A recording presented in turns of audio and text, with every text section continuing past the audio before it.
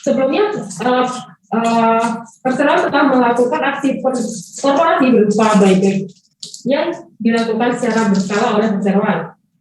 Selanjutnya, perseroan juga akan melakukan right issue yang rencananya dilakukan dengan melepaskan 3,09% dari total modal ditempatkan di struktur perseroan lewat harga pelaksanaan sebesar 900 per saham. Aksi korporasi ini menargetkan untuk memperoleh pendanaan sebesar 133,01 miliar yang akan digunakan untuk beberapa ekspansi di wilayah Lampung dan juga Labuan Bajo. Mungkin teman-teman bisa langsung melihat di slide ya. Nah, nantinya terkait dengan proyek Lampung dan Labuan Bajo ini akan dijelaskan secara lebih lengkap oleh direksi perseroan yang saat ini sudah hadir bersama dengan kita. Oke, untuk mempersingkat waktu, kita akan memulai acara kita pada siang hari ini. Kepada Pak Bung Chandra, saya persilakan untuk... Terima kasih. Selamat pagi kepada Bapak Ibu sekalian semuanya, para hadirin yang hadir lewat Zoom, media dan juga investor. Mungkin saya ingin sedikit memberikan informasi mengenai profil dari perusahaan atau profil dari perseroan. Teman-teman mungkin juga sudah tahu ya, jadi saya akan jelaskan secara singkat aja.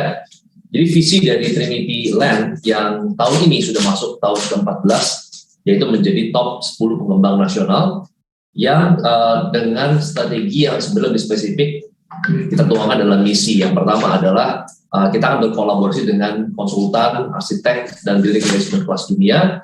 Itu juga tercermin dari proyek-proyek yang kita develop. Salah satunya juga yang disentuh itu merupakan satu proyek yang memang didesain oleh master planner yang merupakan master planner dari Ibu Kota Nusantara yang ada di Kalimantan. Kemudian yang kedua, kita ingin membangun sebuah konsep proyek yang merupakan trendsetter atau inovatif proyek. Jadi kita tidak akan memutuskan untuk mendevelop proyek yang tidak memiliki konsep atau inovasi yang unik. Dan yang ketiga, misi kita adalah ingin merekrut tenaga profesional dan kita ingin membangun satu organisasi perusahaan yang menerapkan GCG yang juga merupakan inovasi dari anak-anak muda. Jadi kita banyak sekali membentuk talent-talent baru, talent-talent muda, bahkan di proyek terbaru kita dengan skala yang sangat besar, skala kota, kita memiliki profesional COO level yang baru berusia 34 tahun. Jadi di sini kita membangun generasi-generasi muda profesional untuk bisa membangun sebuah proyek properti yang sustainable.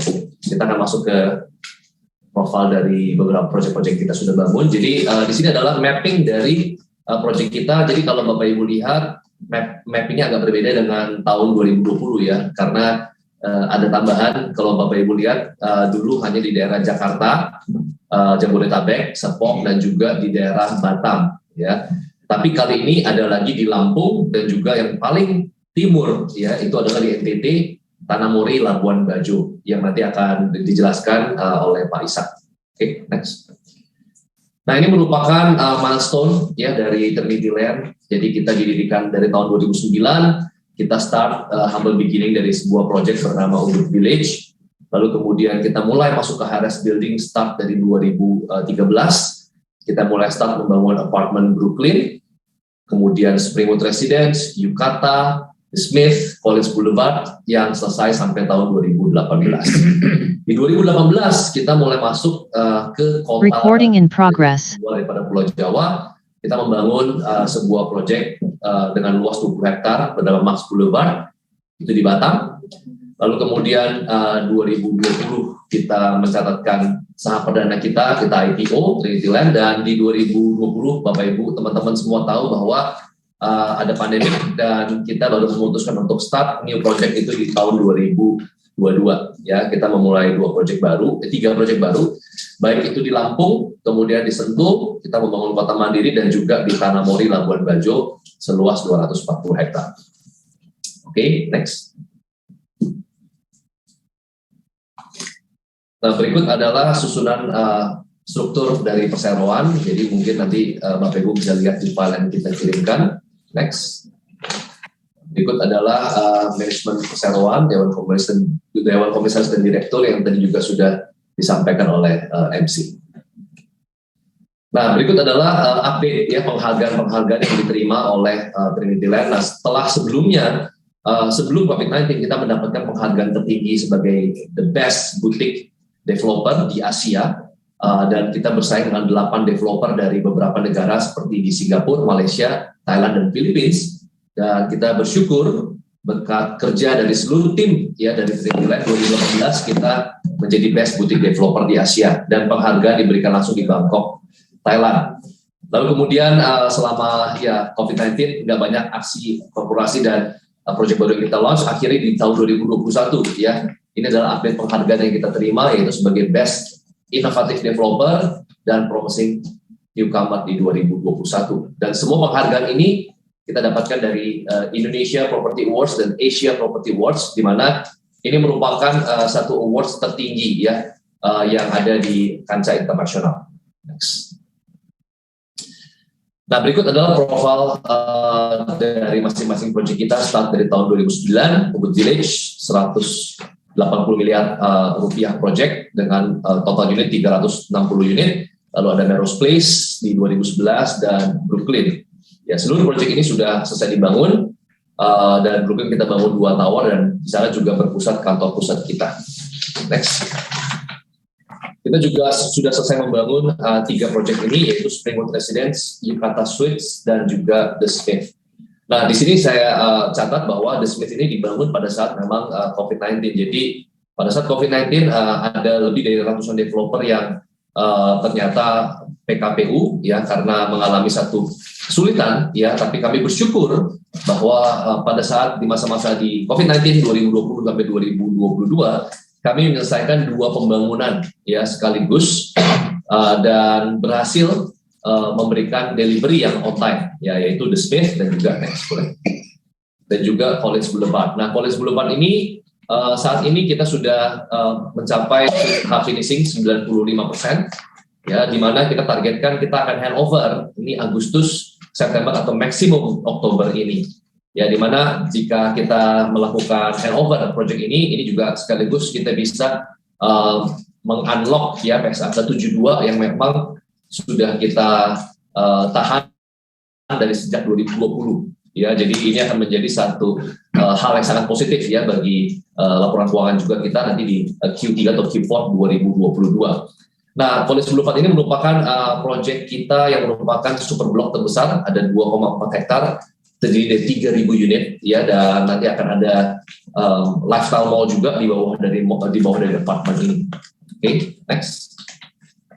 Nah, kemudian ada Mars Boulevard ya, yang dimana nanti kita mungkin juga akan tampilkan beberapa progres dan proyek-proyek yang kita bangun. Kita sudah mengerjakan Paul and Thrive, itu sebuah low-rise condominium atau condo villa, ada 3 tower, di mana rata-rata sudah terjual 60% lebih, bahkan tower pertama sudah terjual lebih dari 80%.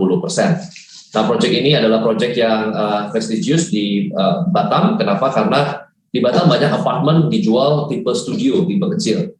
Ya, tetapi di Mars Boulevard ini kita membangun tipe-tipe besar ya, yang layak huni, bukan hanya untuk investasi, tapi juga investasi plus layak huni dengan green area itu lebih dari 70%.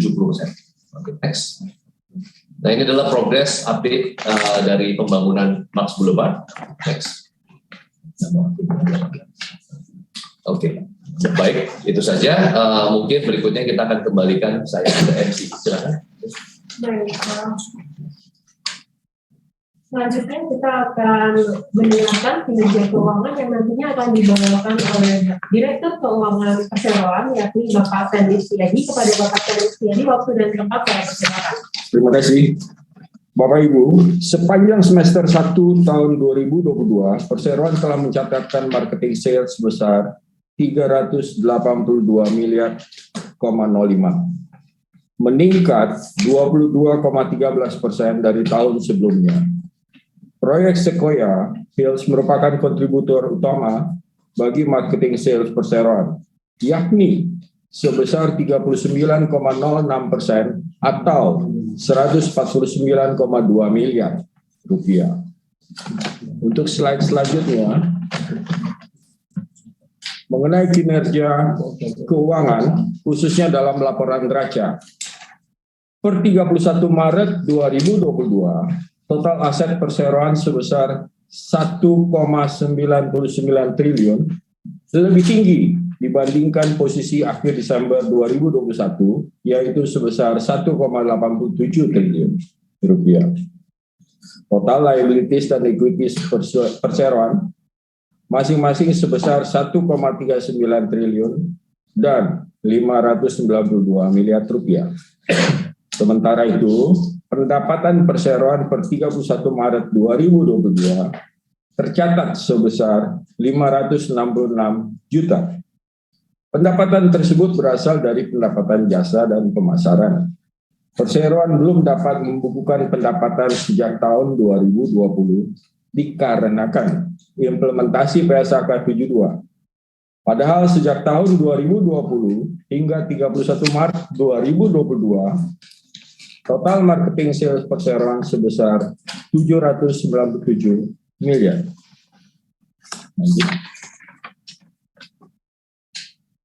Untuk proyeksi keuangan laporan dari sisi neraca, dapat kami berikan catatan di sini.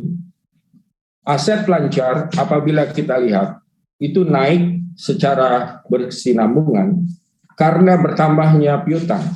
Dengan adanya unit-unit yang diserah terimakan, penjualan bisa dibukukan dan dipindahkan dari uang muka menjadi piutang. Aset kurang lancar turun karena pindah dibukukan sebagai harga pokok penjualan. Liabilities jangka pendek bertambah karena bertambahnya uang muka penjualan dengan adanya penjualan proyek baru seperti Lampung, Sentul, dan Tanah Ori yang sementara ini dalam masa pembangunan belum lagi bisa diserah terimakan secara utuh.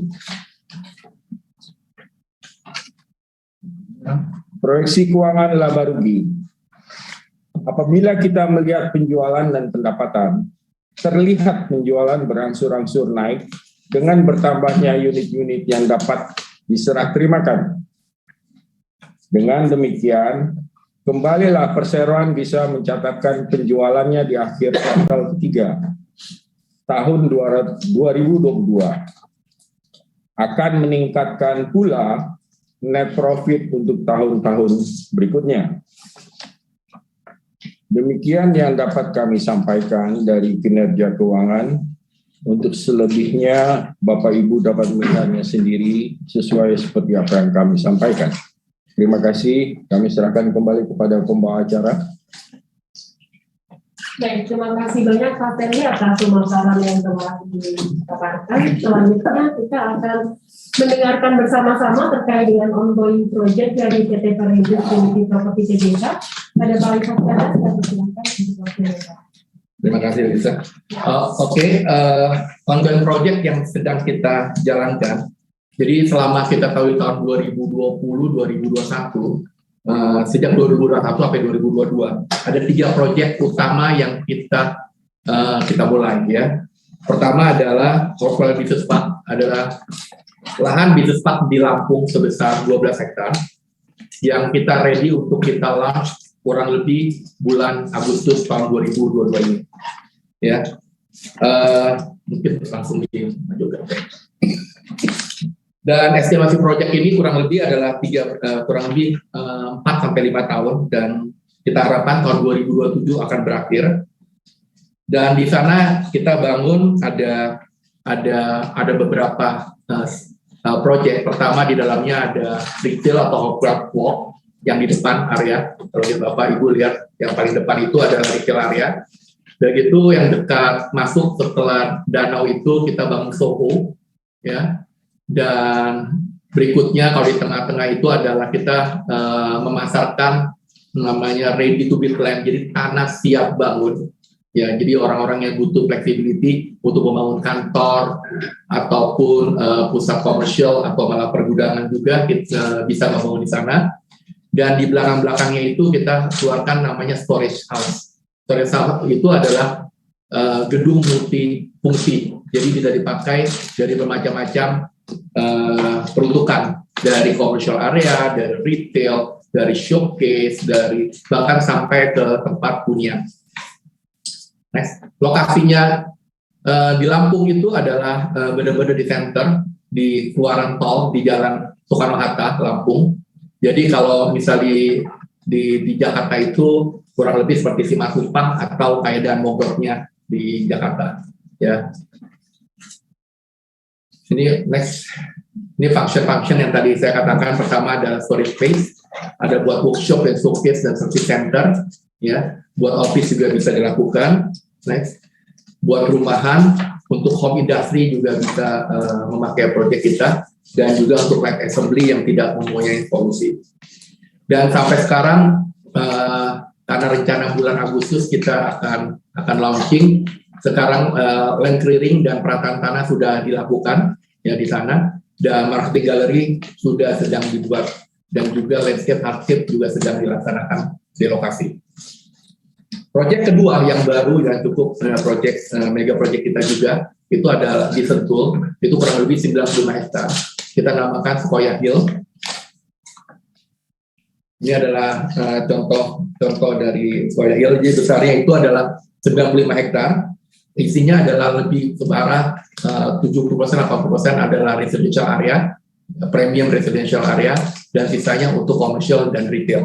Dan proyek ini kita estimasikan sampai tahun 2030 selesainya, dan gross development value dari proyek ini kurang lebih antara 12 sampai 13 triliun. Oke, next. Dan ini adalah progres pembangunan dari marketing gallery kita, ya, per 29 Juni.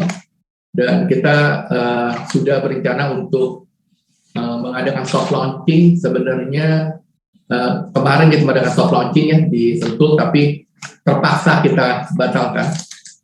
Jadi cuma peresmian marketing gallery aja, karena unit fase satunya sudah habis. Jadi soft launchingnya kita batalin dengan terpaksa, karena fase satu yang kita mau launching itu sudah habis, benar-benar habis 100%. Jadi kita bersama. Jadi terpaksa sekarang kita lagi kejar untuk fase kedua desainnya, dan kita harapkan dalam waktu 2 minggu ke depan sampai 3 minggu ke depan kita akan perkenalkan kepada pasar. Tapi sejauh ini walaupun desain belum selesai, udah beberapa orang yang sudah menaruh namanya edukasi untuk booking. Ya udah hampir 10 orang, padahal kita baru 1 hari kemarin. Ya, jadi belum kita lakukan. Nah, ini adalah marketing gallery kita di rooftop. Sekaligus kita jadikan yang pertama di Indonesia, kita bisa take off dari rooftop. Jadi tee box pertama yang di atas di rooftop itu di Indonesia itu pertama kali, di dunia itu yang ketiga. Selain di Turki, satu di Turki, kedua kalau nggak salah ada satu di Eropa, dan ketiga di Indonesia sekarang. Dan ini akan menjadi marketing gallery fenomenal, karena T-box yang di hall pertamanya itu adalah T-off-nya adalah dari rooftop. Ya, rencananya kita awal Agustus kita akan launch kita punya marketing gallery. Ya, next.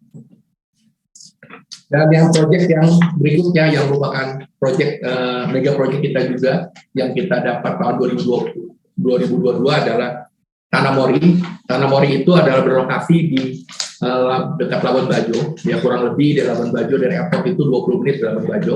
Ini adalah saat penandatanganan dengan partner kita, ya, dengan Flores Propertindo. Next. Kawasan ini akan kita jadikan kawasan destinasi dunia, ya, untuk pariwisata yang sustainable, yang untuk semua kalangan usia. Jadi kalau di Bajo itu kebanyakan orang datang ke sana, itu kebanyakan hanya untuk couple, suami istri atau pacar. Nah, orang lagi pacaran atau suami istri artinya ke Bajo. Nah, di kawasan kita akan kita buat adalah untuk kawasan semua usia. Jadi dari bapaknya, dari ibunya, bahkan dari anaknya, ya kan, dari semua keluarga itu bisa ke satu tempat one stop shopping. Ya, luas area yang kita kelola atau kita akan manage itu kurang lebih 246 hektar.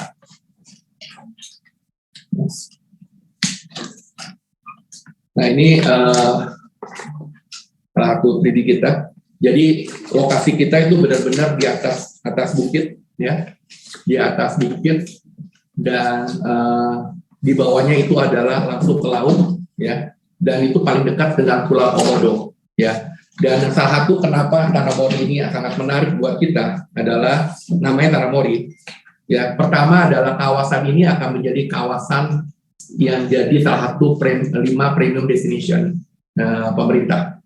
Jadi selain di mana? Di Toba yang pertama, yang kedua adalah Borobudur, yang ketiga Sekupang di dekat Manado, keempat adalah di Lombok, Mandalika, dan yang kelima adalah Tanah Mori.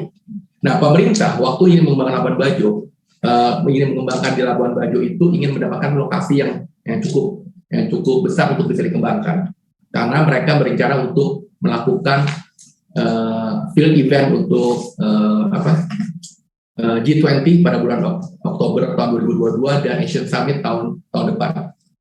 Dan akhirnya mereka mendapatkan proyek itu di Belomori, dan Belomori itu lokasinya kita namakan Tanah Mori proyek kita.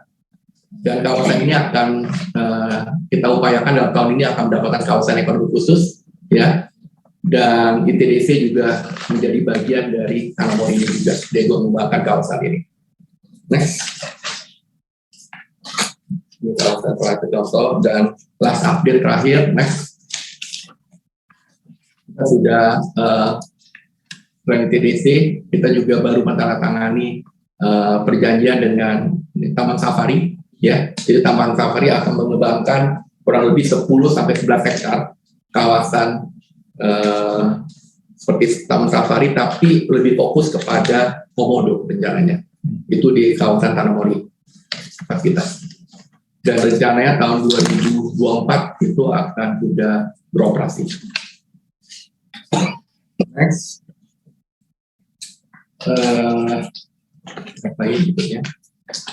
Nah, ini adalah update terakhir, ya. Jadi kawasan di sana infrastruktur sedang dibuat, ya.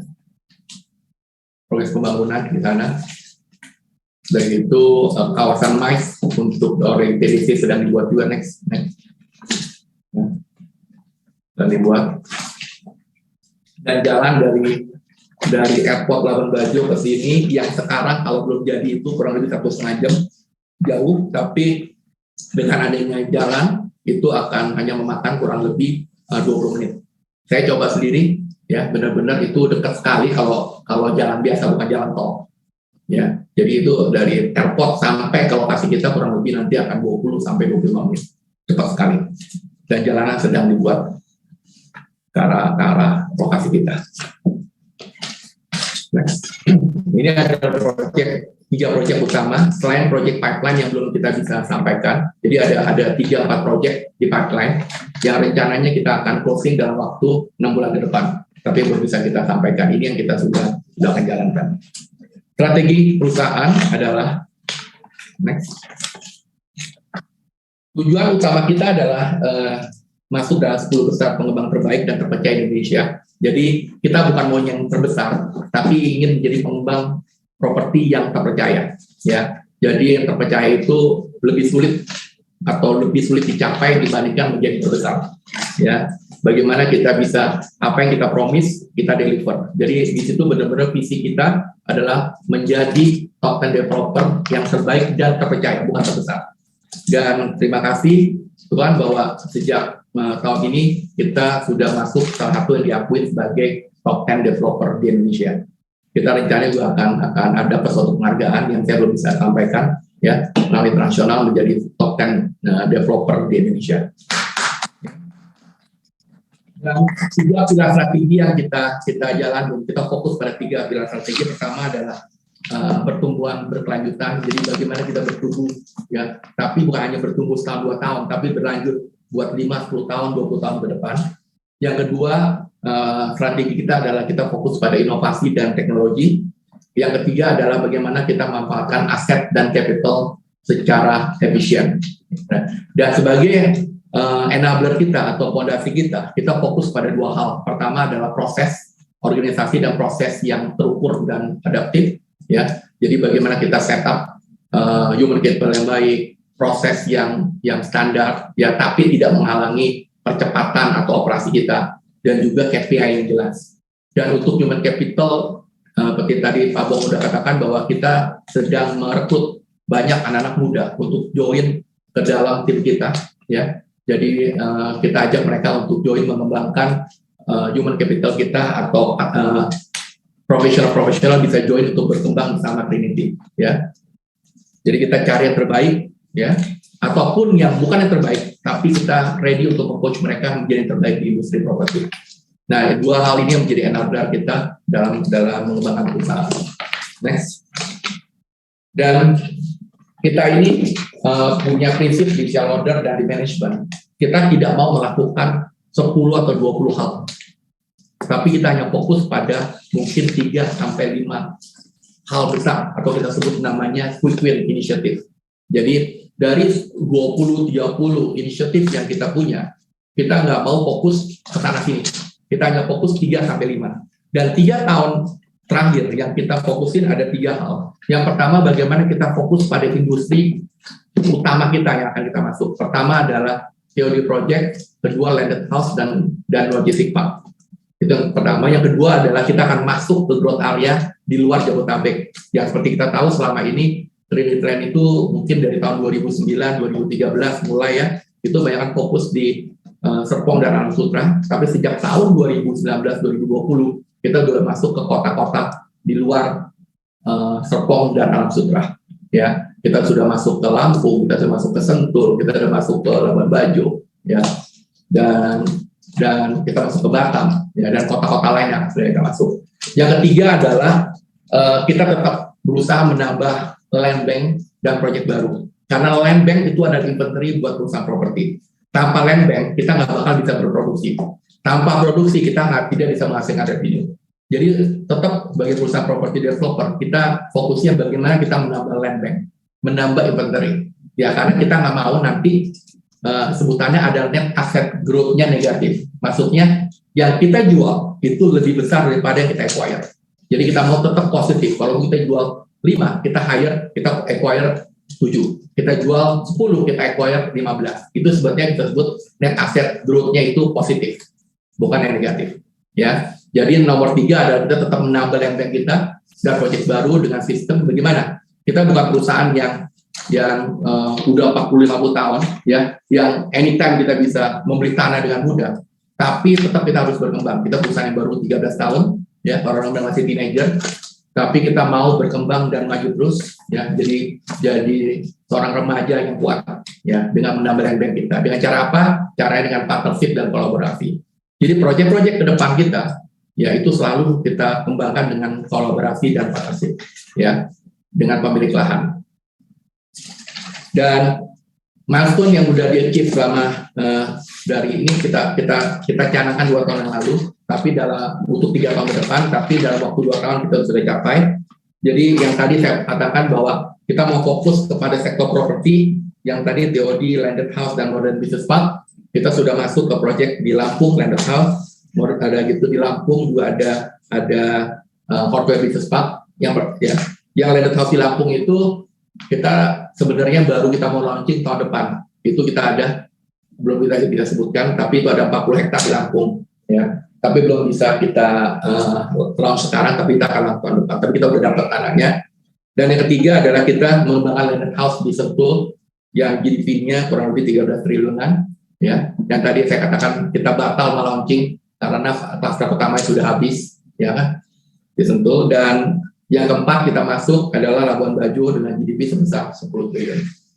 Dan untuk masuk ke growth area yang kedua, yang tadi sebagai milestone kita, di luar Jabodetabek kita udah masuk ke Sentul, Batam, Lampung, dan Labuan Bajo. Dan berikutnya ada kota-kota lain yang akan segera kita masuk seperti Palembang, Medan, Surabaya, Semarang, Bandung. Itu ada kota-kota, Makassar. Itu ada kota-kota utama yang akan kita masuk selain dari kota-kota yang sudah kita masuk. Dan yang terakhir, bagaimana kita menambah land bank dengan kolaborasi, itu kita jalankan juga. Jadi semua proyek yang kita dapat di Lampung, Sentul, dan Labuan Bajo itu adalah proyek-proyek yang dengan berpartnership atau berkolaborasi.